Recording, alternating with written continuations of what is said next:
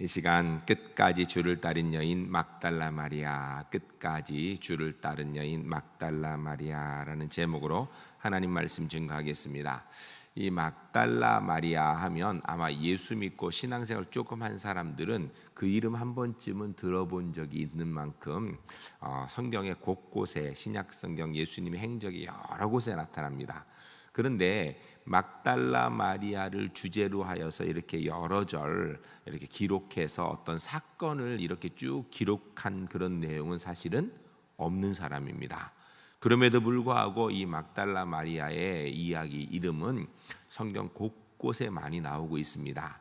하나님께서 막달라 마리아를 통하여서 구원의 은혜를 이루시고 그를 통하여 예수님의 사역을 아주 옆에서 끊임없이 돕고 예수님의 십자가 자리에도 함께하고 그리고 예수님의 부활의 자리도 함께하는 그런 일을 끝까지 했던 대표적인 여인이지만 이 여인 자체의 어떤 일들에 대해서 성경은 침묵하고 있습니다. 예를 들면 이 여인이 7 귀신 들린 여인이었다 이렇게 성경은 이야기합니다. 여러 곳에서 이야기를 하는데 7 귀신 들렸는데 그러면 이 7 귀신 들린 것을 누가 쫓아내줬을 것 같아요? 예수님께서 쫓아내 주셨겠지요. 근데 예수님께서 이 7 귀신 들린 여인을 쫓아내신 귀신 쫓아내는 사건을 성경에 따로 기록하고 있는가? 그렇지는 않습니다. 그냥 7 귀신 들렸던 여인인데 귀신이 쫓겨나갔다. 예수님께서 쫓아주셨다. 이렇게만 기록하고 있어요. 그래서 그 막달라 마리아가 주님을 이렇게 섬겼다. 이렇게만 기록하고 있습니다. 왜 이 여인에 대한 구체적인 이런 사건들을 더 많이 기록하지 않았을까? 사실 제가 이 오늘 본문의 말씀을 준비하고 묵상하는 건데 왜 주님께서 이 막달라 마리아라는 이 여인이 주님과 있었던 아주 특별한 사건들 이런 것들을 그렇게 구체적으로 기록하지 않고 예수님의 행적에 보면 곳곳에서 이 막달라 마리아는 이름만 이렇게 나오는 것일까?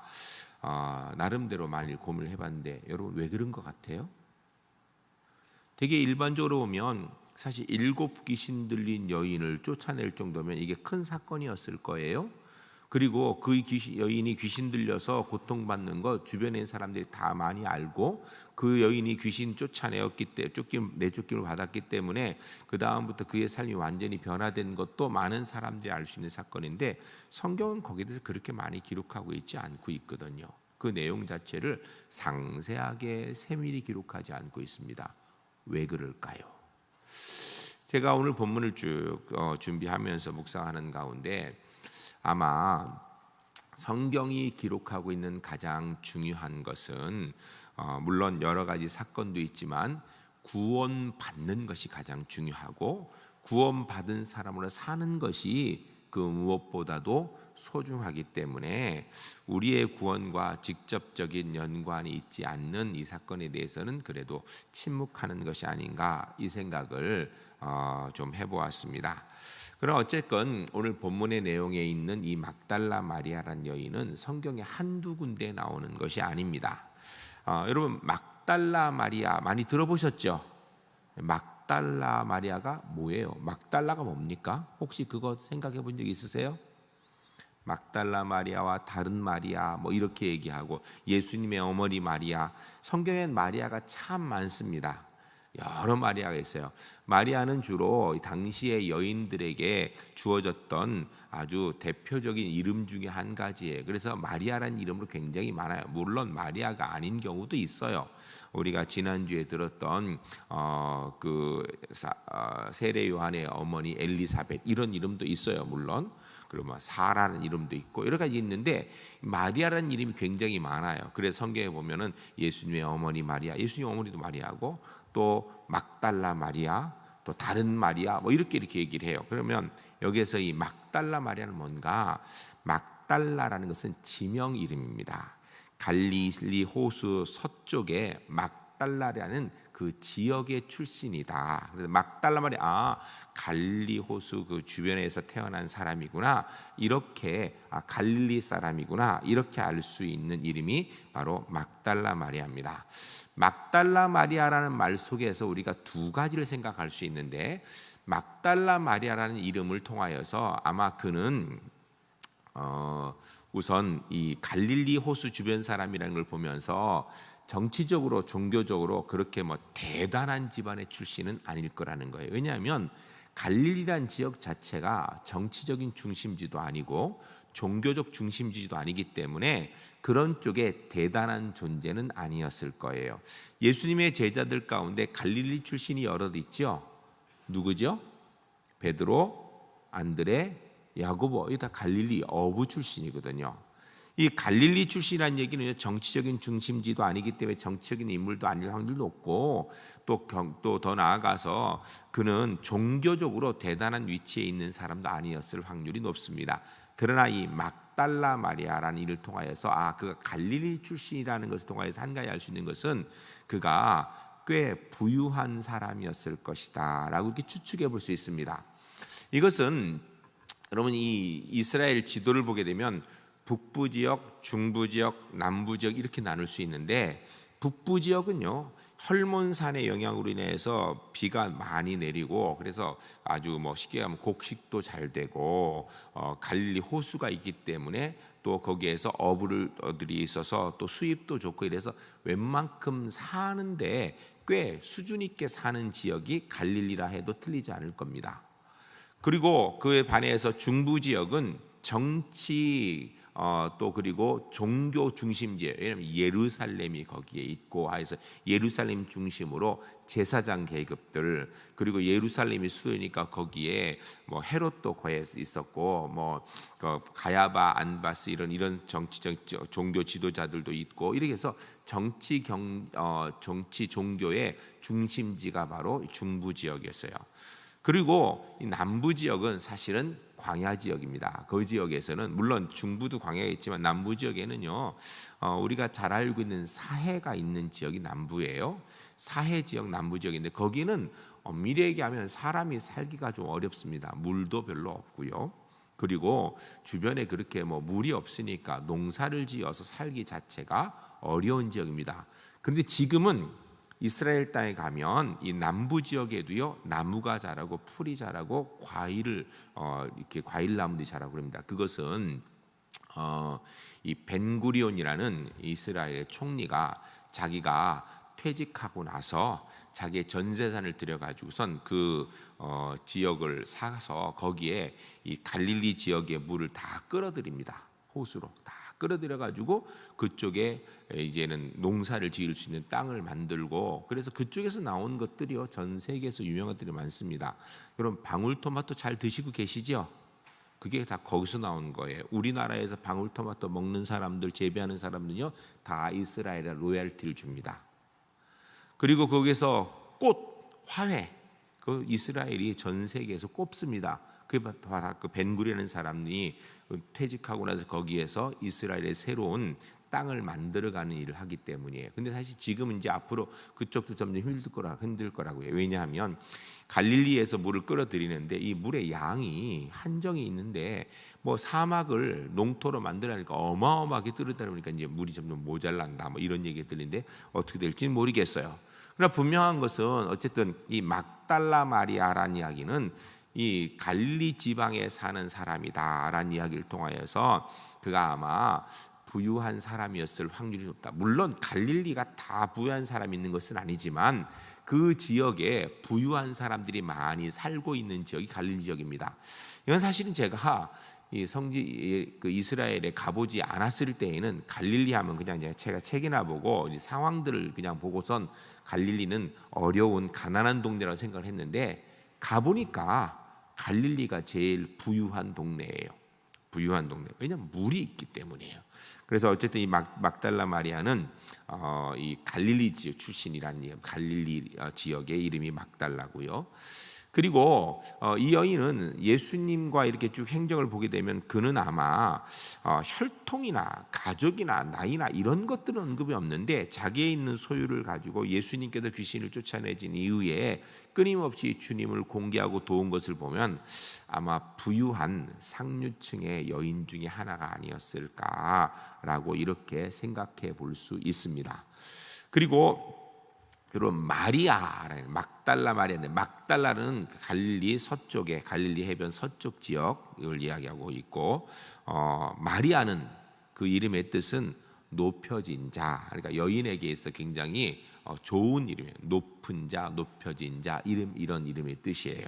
그런 이름 막달라 마리아 이름의 뜻이 그렇다는 것을 우리가 우선 알고 우리가 막달라 마리아에 대한 말씀을 듣게 될 텐데, 막달라 마리아를 살펴보게 되면 예수님 만나기 전에 막달라 마리아가 있고 예수님 만난 후에 막달라 마리아가 있고 그리고 예수님과 함께 끝까지 동행한 십자가와 부활까지 동행한 막달라 마리아의 모습으로 이렇게 나눠볼 수 있습니다.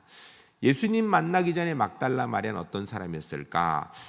성경 한 군데에서 딱 볼 수 있는 건 아니지만 신약 성경 이 복음서 여러 군데 있는 것 쭉 살펴보게 되면 막달라 마리아에게서 몇 가지 우리가 알 수 있는 것인데, 하나는 그가 꽤 부유한 집안의 여인이었다라는 거예요. 그런데 문제는 그가 7 귀신 들린 사람이라는 것입니다.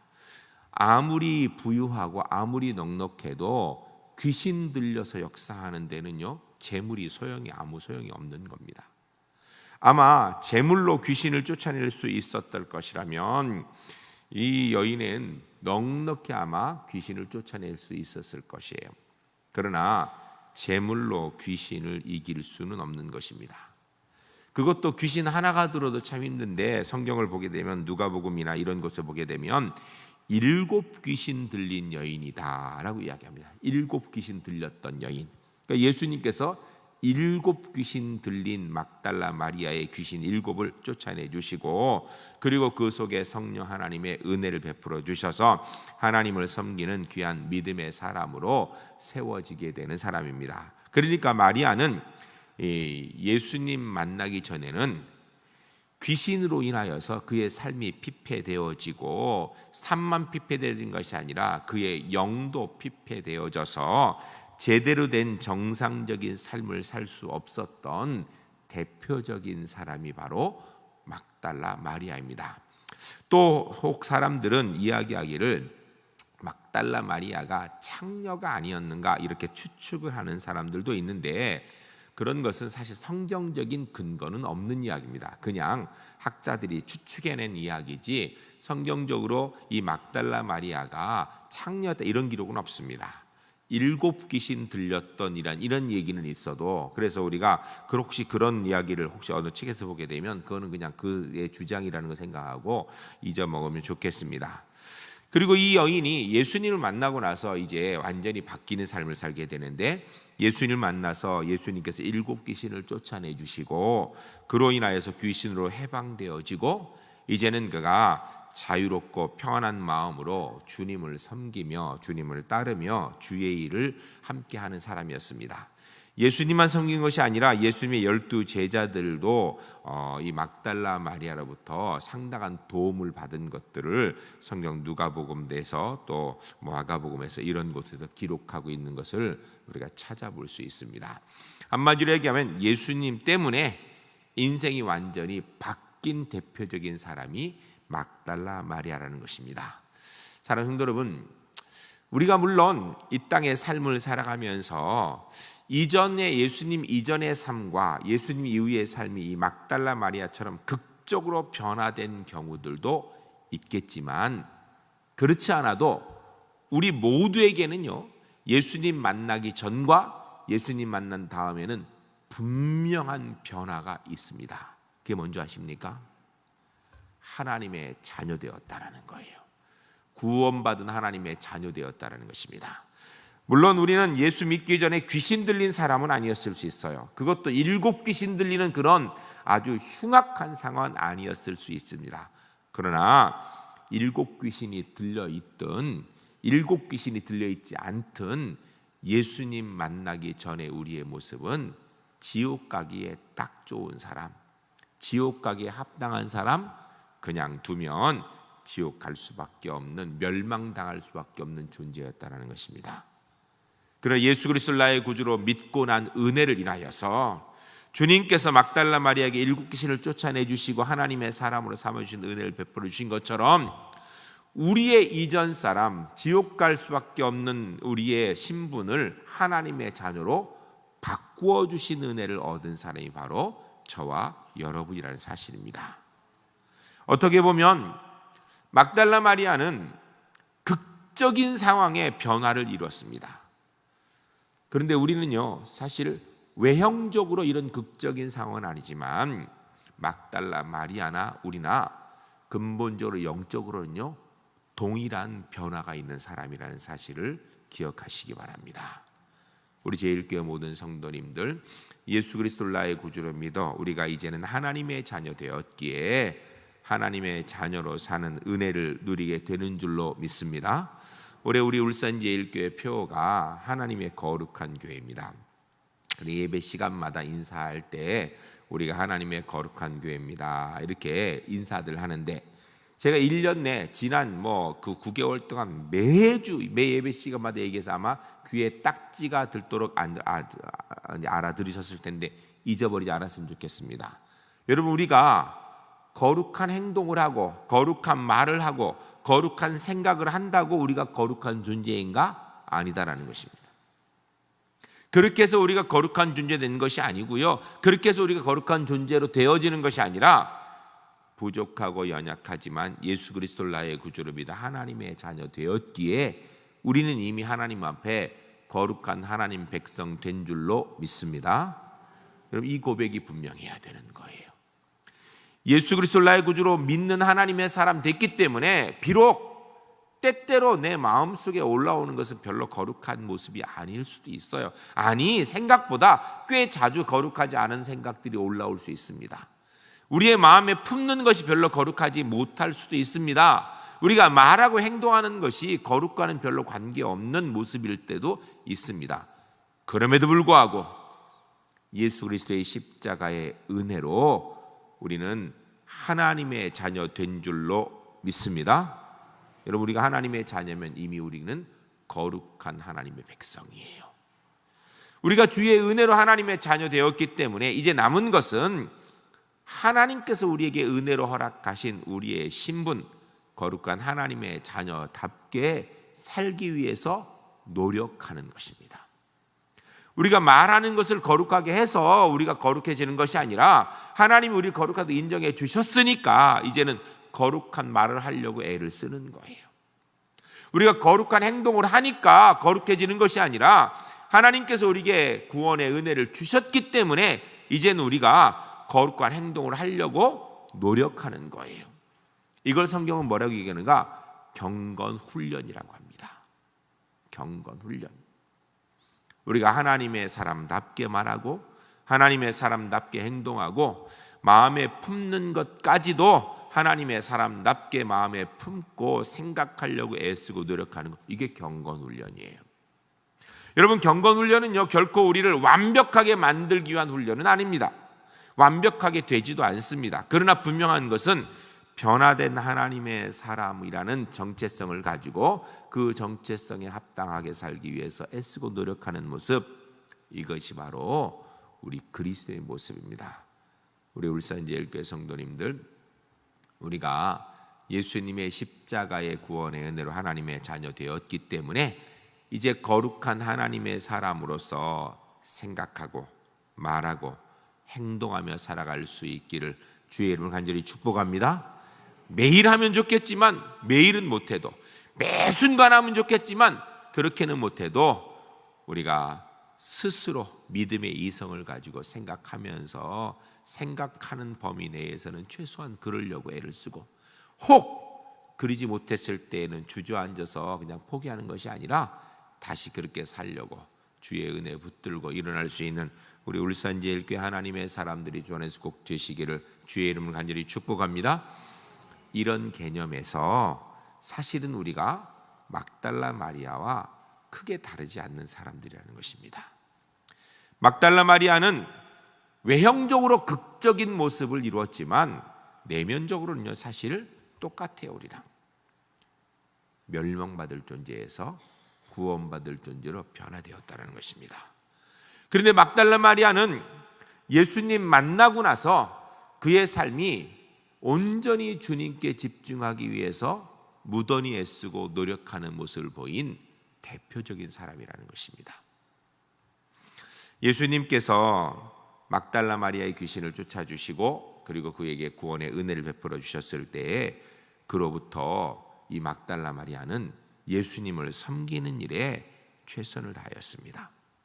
자기에 있는 소유를 가지고 주님을 섬겼고요, 주님이 힘들고 어려운 자리에 있을 때 피하지 않고 그 자리까지 함께합니다. 예수님이 십자가를 두고 압체포되셨을 때에 제자들이 다 도망가지요. 빌라도의 법정에 섰을 때에 군중들이 다 십자가에 못 박으라고 이야기할 때 그 자리에 서서 주님 편에 서 있던 사람이 막달라 마리아였습니다. 갈보리 산에서 주님이 십자가에 못 박히는 광경을 그 밑에서 끝까지 쳐다보며 기도하며 증인으로 있었던 사람이 막달라 마리아입니다. 십자가에서 주님이 마지막 생명을 다하시는 때까지 함께하였고 그 주님을 무덤에 안치하는 그 순간까지도 함께하였고, 그리고 오늘 본문에 보니까 주님의 무덤에 찾아가는 일까지 함께한 사람입니다. 근데 오늘 본문을 보면서 우리가 한 가지 알 수 있는 것은 이 막달라 마리아가 그렇게 주님께 헌신하며 주님을 따른 일을 하였던 사람임에도 불구하고 예수님의 제자들과 동일하게 예수님이 부활하실 것이라는 것은 사실은 생각하지 못했습니다. 그럼에도 불구하고 막달라 마리아는 주님을 떠나지 않고 끝까지 주님을 따랐던 대표적인 사람입니다. 예수님의 제자들은 예수님이 십자가에 달릴 때 다 도망가고 없었는데 그 자리에서 무덤까지 찾아온, 무덤까지 지키는 일을 끝까지 했던 사람이 바로 막달라 마리아라는 것입니다.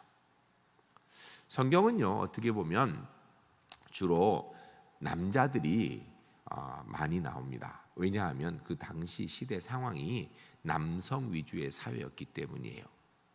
그러나 정작 주님의 십자가에서 끝까지 주님을 따라갔던 사람을 따지면 사실 남자는 별로 없습니다. 주님의 십자가와 무덤과 무덤을 지키기 위해 쫓아가서 결국은 부활의 영광까지 보는 그 자리에 동참했던 가장 대표적인 사람이 바로 이 막달라 마리아입니다. 저는 우리 울산제일교회 성도님들이 오늘 이 자리에 오셔서 이렇게 예배 드리는 것 위에 놀라운 주의 은혜인 줄로 믿습니다.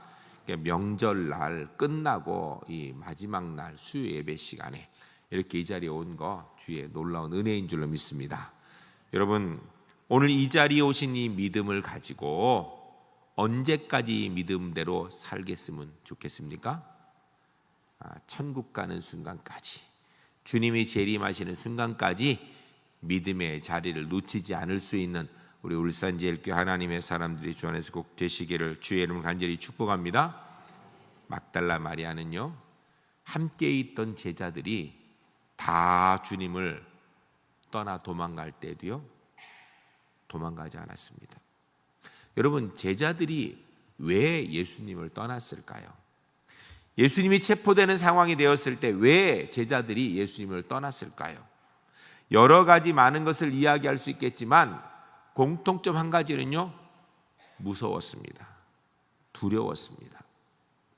두려워서, 죽을까 봐 두려워서, 같이 십자가에 달릴까 봐 두려워서 도망갔습니다. 예수님의 수제자 베드로가 빌라도의 재판정까지 따라갔지만 결국 그도 너도 그도의 한패라는 이야기를 듣고 두려워서 부인까지 하고 결국 도망갔지요. 그런데요, 이 막달라 마리아는요, 죽음도 두려워하지 아니하고 주님의 십자가 앞에서 끝까지, 주님이 십자가에서 운명하는 순간까지도 그 자리에 있었습니다. 어떤 학자들은 이야기하기를 예수님의 제자들이 예수님을 통하여서 이 세상의 부귀영화를 누릴 줄 알았는데 주님이 십자가에 달리니까 실망하여서 자기들이 이제 원하는 것을 이룰 수 없으니까 낭망해서 도망갔다라고 이야기합니다. 그렇게 얘기하는 책도 있어요. 그런데 여러분, 이 막달라 마리아는 주님이 십자가에 달려 돌아가시고 무덤에 안치되신 후에 그 무덤을 찾아가는 대표적인 사람이 막달라 마리아였어요. 막달라 마리아가 예수님께서 부활하실 것이라는 믿음을 가지고 기다렸다. 성경은 그런 얘기는 하진 않습니다.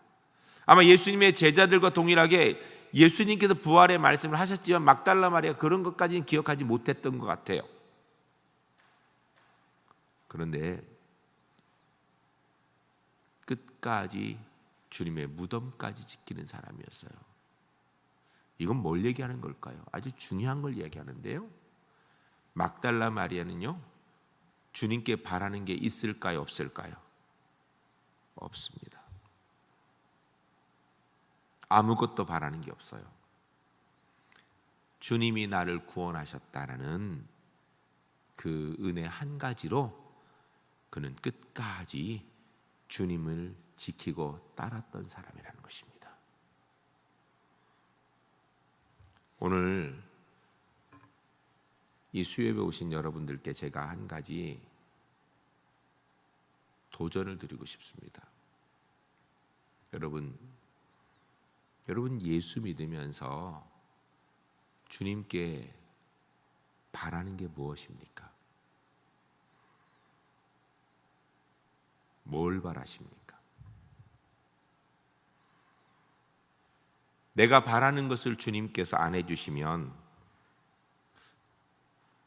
그분은 하나님이 아니라고까지 얘기하는 그런 혹시 사람들의 마음이 혹 우리에게 조금 있지 않습니까? 그만큼은 아니래도 주님이라면 내가 주를 섬기는데 주께서 그래도 내 삶에 이만큼은 복을 주셔야 되지 않는가라는 그런 생각을 갖고 주님을 따르진 않습니까? 내가 주를 위해서 이만큼 충성했는데 그래도 주님이 내게 이만큼은 좀 주셔야 되지 않는가라는 그런 기대감을 가지고 주님을 따르지는 않습니까? 오늘 본문의 주인공 막달라 마리아는요, 예수님께 바라는 게 아무것도 없었어요. 주님이 십자가에 달리셨을 때 안타까움으로 끝까지 따라갔습니다. 무덤에 계신 주님을 찾아오는 사람이었습니다. 그가 주님께 뭔가 바라는 사람이라면 이렇게 안 했겠죠. 전 우리 울산제일교회 성도님들이 주님께서 은혜 주시면 감사하지요. 주님께서 우리에게 물질의 복 주시면 감사하지요. 주님께서 우리에게 건강 주시면 감사하지요. 그러나 그리 아니하실지라도 나는 끝까지 주님만 섬기겠습니다. 주님께서 내 구주 되심으로 나는 충분합니다. 내가 뭘 더 바라겠습니까? 주님이 나의 구주이시니 나는 더 바라는 게 없습니다. 이 믿음의 고백을 가지고 살아갈 수 있는 우리 울산제일교회 하나님의 사람들이 주 안에서 꼭 되시기를 주의 이름을 간절히 축복합니다. 이게 이 시대를 살아가는 막달라 마리아의 신앙의 자세일 것입니다. 오늘 우리 한국교회가 사실 굉장히 많은 어려움에 처해 있습니다. 우리 한국교회가 많은 어려움에 처해 있는 이유가 무엇일까? 어쩌면 이 부분에서 우리가 더 명확해져야 될 것이 아닌가라고 생각합니다. 주님께서 우리를 높이 세우시면 감사하지요. 그러나 주님께서 우리를 낮은 곳에 거하라 하면 그 또한 아멘하고 순종할 수 있는 그리스도인이 필요하지 않을까요? 주님께서 우리를 부자로 만들어주시면 감사하지요. 그러나 주께서 우리가 가난해야 된다고 하면 그 또한 기쁨으로 아멘으로 순종할 수 있는 사람이 오늘 이 시대에 필요하지 않을까요? 주님께서 우리에게 건강 주시면 감사하지요. 그런데 주님께서 몸에 병이 있는 것이 좋겠다라고 우리에게 병을 주실 때 그 또한 주의 뜻인 줄 믿고 아멘으로 순종하며 그때에도 주님 버리지 않고 주님 바라보는 사람, 그 사람이 이 시대에 하나님이 쓰시기 위한 필요한 믿음의 사람이 아니겠습니까? 전 우리 울산제일교회 성도님들이 최소한 이 수요예배 나오신 성도님들이 그런 믿음의 사람들이 주 안에서 꼭 될 수 있기를 주의 이름을 간절히 축복합니다. 이게 막달라 마리아예요. 막달라 마리아는요, 예수님께 성경에 보면 곳곳에 막달라 마리아 이름이 나오는데 그가 주님께 원하는 것이 무엇이다 하나도 없어요. 그는 주를 위해서 자기의 있는 소유를 사용하고, 주님이 생명의 위협을 느끼고 계실 때 제자들은 도망갈지라도 막달라 마리아는 그 자리를 지키고, 같은 당이라고 하여서 몰려서 십자가에 달릴지 모르는데도 불구하고 도망가지 않고 주님의 옆을 지켰던 사람, 이 막달라 마리아예요. 저는 우리 울산제일교회 성도님들이 주 안에서 이런 사람들이 꼭 될 수 있기를 주의 이름을 간절히 축복합니다. 여러분, 우리가 신앙생활하고 이 땅의 삶을 살아가는 것은 이 세상에서 조금 더 잘 먹고 잘 살기 위한 것이 아니라는 것을 우리가 알았으면 좋겠습니다. 그렇다고 제가 무조건 예수 믿으면 이 땅에서 못 먹고 못 살고 고생하고 병들고 실패해야 된다, 이런 얘기를 하는 게 아니에요. 주님께서 우리를 건강을 허락하시면 건강해야죠. 그리고 우리에게 주신 건강 잘 지키려고 노력해야지요. 그런데 주님께서 우리에게 혹 우리의 몸의 약함을 통해 역사하신다면 그 또한 감사할 줄 알아야 된다는 것입니다. 여러분, 일터에서 열심히 일해서 많은 재물을 더 많이 모으려고 노력하는 거, 그거 죄예요? 죄 아니에요. 가능하면 열심히 일해서 더 많은 재물을 만들고 좋은 일이지요. 주께서 내게 더 많은 거 주신다면 내가 열심히 일해서 더 많이 갖는 거, 그거 은혜예요. 그로 인하여서 하나님께 더 크게 영광 돌리면 더 감사할 일이죠. 근데 주께서 혹시 내게 있는 재물을 가져가기를 원하시고 내가 좀 궁핍에 거하기를 원하신다면 그때에도 아멘 하면서 원망하지 않고 주님 바라볼 수 있다면 그게 진짜 믿음 아니겠습니까?